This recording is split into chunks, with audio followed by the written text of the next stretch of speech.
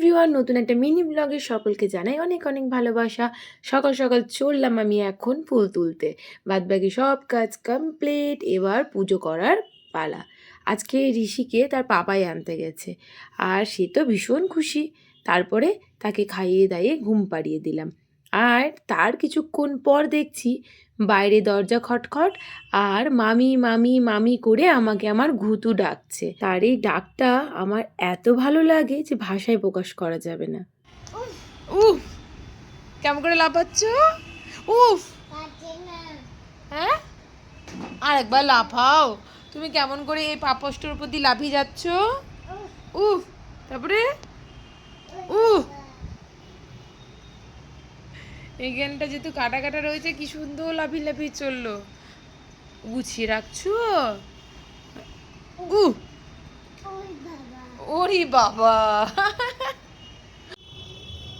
তারপরে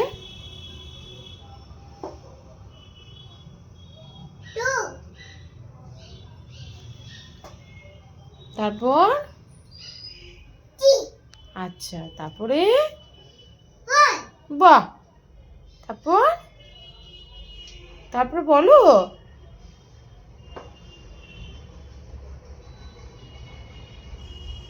তারপরে কি?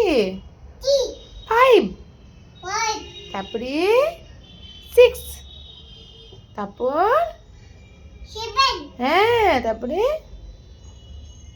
তারপরে কি গো? আরে বাবারে, 8, তারপরে 9, তারপরে ভেরি গুড। হাততালি হাততালি, ক্ল্যাপিং একটা।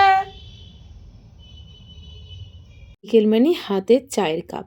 দুধ চা খেতে তো আমি বড্ড ভালোবাসি, তবে এই মশলাদার চাটাও কিন্তু আমাকে ভীষণ ফ্রেশ ফিল করায়। তারপরে বেরোলাম একটু বাজারের উদ্দেশ্যে।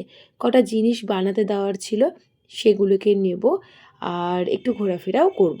বাড়ি আসার পরে আমি যে জিনিসটা কিনেছি আমার খুব পছন্দ হয়েছিল, আমি চোখ ফেরাতেই পারলাম না। তবে শুধু যে এটা পছন্দ হয়েছিল তা না, আমার যেহেতু বিশ্ববিখ্যাত হাত আর আঙুল এত সরু যে কোনোটাই আমার মাপে আসছিল না, তাই এটাই নিলাম। আর এটা ডিজাইনটা কিন্তু বেশ সুন্দর লেগেছে আমার। ঋষির পাপা বললো নিয়ে নাও। আর তার সঙ্গে এই ফুট ফিঙ্গার রিংটাও নিলাম। আগের রিংটা আমার হঠাৎ করেই ভেঙে গেছিল, তাই আজকে আবার একটা নতুন নিয়ে নিলাম। এর সঙ্গে আর একটা জিনিসও নিয়েছি, সেটা আমি কালকের মিনি ব্লগের থ্রু আপনাদের সঙ্গে শেয়ার করব। So bye bye everyone and good night.